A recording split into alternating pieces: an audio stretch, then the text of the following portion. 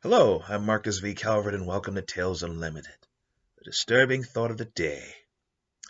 It involves an experimental program that begins with a few retirees. Mm, Someone's figured out how to make older people younger and stabilize the process. No ill effects. Your psyche's the same. It's perfect. You literally have a fountain of youth, and it's a very expensive process, though. I mean, it's not something that'll hit the commercial markets. You won't have this going off in Malibu. You won't hand this off to the Kardashians or something. They're thinking more of a pragmatic value. So, what do you do with this thing? Fine. Well, you go to a rest home and you find a retired colonel who's in his late 80s. I mean, his kids are grandparents, right? And he has lost his wife. He's just kicking back. Um, and they make him these offers like, hey, we can make you 27 again.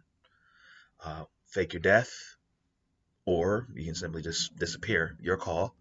Um, and what kind of ops would I be doing? He's suspicious about this. Well, here's what we want. Yes, we can find some young meat on the streets right now. Yes, we can have psychics train the next generation of soldier, but you have what they don't: experience. Like true and brutal experience. You've been tempered. They could have all the advantages in the world and freeze when the bullets start flying. You've been through it. More importantly, you've been through it and came out of it okay, sane. You held on to your marbles. And based on our psychological profile, you have a sense of duty so strong. I think we can reuse you. What do you call this project? Project Recycle or something? No, no, no, no. We call it Project Coin. Why? That's classified, sir. But the ops that we would have you do are on the light side. Basically, you're doing rescue ops. You're stopping bad things from happening. Better things in the Cold War days that you were in. Really, yes. These would be things you'd be proud to even talk about, if not for the clearance issues. Okay, fine. I'm in. All right.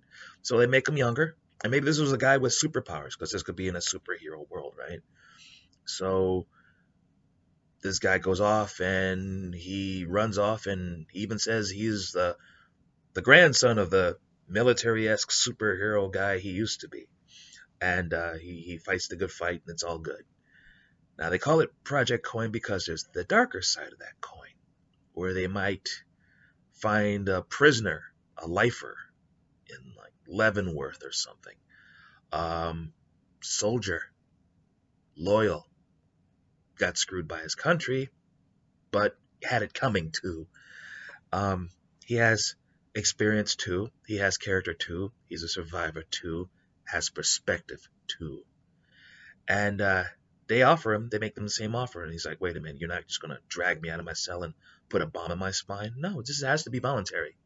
If you're in, you're in. Well, you're going to make me younger and what? Just let me run off with some military units? No, no, no, no, no, no, no. You're going to kill people. You're going to F stuff up. You're going to blow stuff up. You're going to hurt, maim, kill. We're going to send you after targets you want dead based on your psychological profile. We will literally sit you back until there's a mission just for you, and then we will unleash you. Really? Yes. You will do things we can't be seen doing. And your performance evaluation is basically one, you do what you're told, and two, there are no Senate hearings based on your actions. You're so discreet.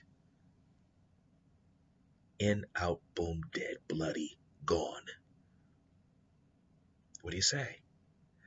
And of course, there will be a bomb in your spine just to keep you in check, but it's voluntary. Once you're in, you're not out. And if you want to say no, fine. We'll just leave you here to rot. Different offers, different sides, same coin. Now, if this was a comic book, how long before the lighter side and the darker side come crashing into each other? Oh, pity. Wish I had a comic book company. Oh well, I am Marcus V. Calvert. This is Tales Unlimited. please check out TalesUnlimited.net. That's where the podcasts are, 2 of them. There is the Battery Daily Prompt and a Disturbing Thought of the Day. Both will fall daily. Also, there are book links that lead you to Amazon. You hit a link, and you have books available as ebook and print. What are these books? They're all series. There is the Battery Daily Prompt. It's about, 200 writing prompts and a little wisdom on writing for anyone looking to write that first novel who might have wasted years of their lives trying to finish the darn thing without a way to do it right. Well, there's a system here. Use the system and you may be able to write books, sell books, start your own business while you're working on your first novel. How's that for different? Then, the thing about Battery is also good for storytellers of different stripes. So you might be an evil GM. You might be a game designer, comic book writer, screenwriter, or a novelist. 200 writing prompts, and they're not normal writing prompts. Feel free to use them. I mean, you may have a franchise idea if you take something from that book and run away with it your way.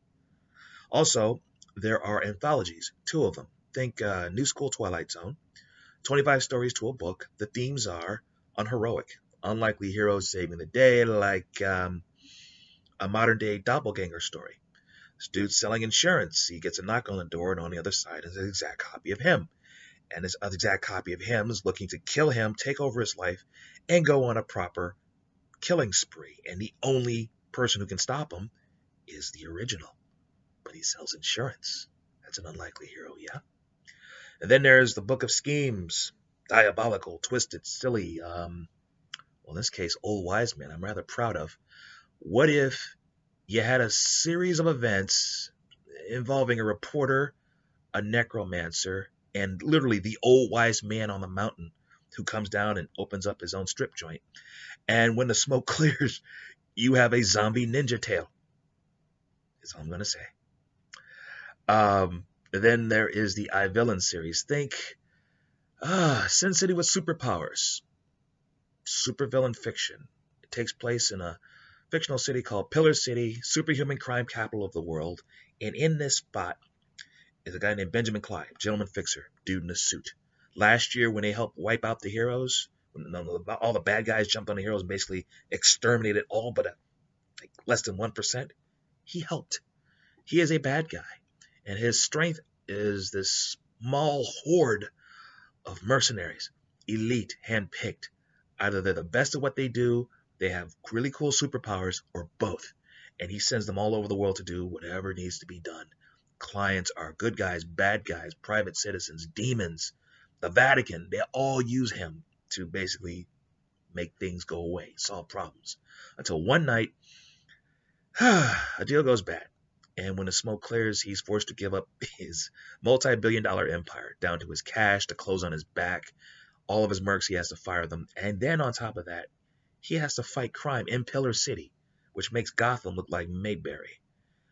The likelihood of surviving is a joke. But what does he do? He not only survives, he thrives. He starts a sub-business, a second business, a new thing. He calls it iVillain. And it's based on his experiences fighting crime. It's also based on the fact that he has a black ops past he told no one about. So when he was fighting crime in Pillar City, and when he's saving the world a few times, he's like, whoa. Some of these bastards have money. If I go after the worst villains with a brute squad at my back, we can kill them, take their stuff, and make a sizable profit. Maybe more money than I ever could have made as a fixer. How's that? How's that for odd?